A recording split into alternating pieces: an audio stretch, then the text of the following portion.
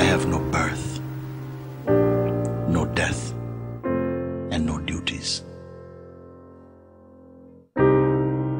I've never done anything,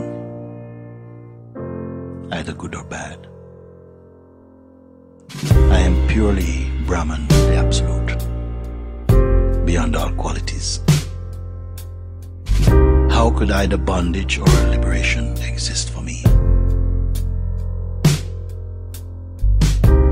If God is all-pervading, immovable, whole, without any parts, then there is no division in this God at all. How then would he be regarded as within or even without? The whole universe is shining as one, without any split or break or separate parts. The idea of Maya, the great illusion, is itself the great delusion.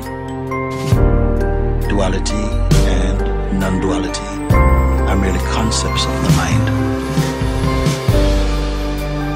The world of form and the formless void, neither of these exists independently.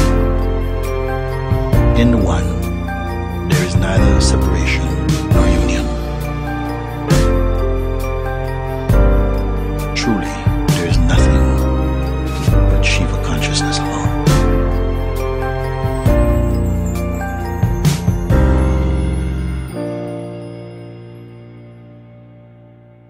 I have no mother or father or brother.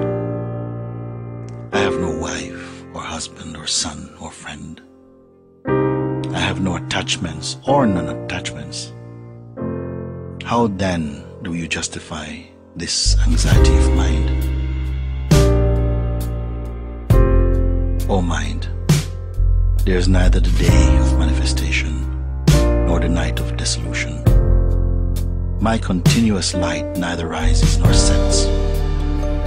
How could a wise man sincerely believe that the formless existence is affected by forms? It is not undivided, nor is it divided. It experiences neither sorrow nor joy. It is not the universe, nor is it not the universe. Understand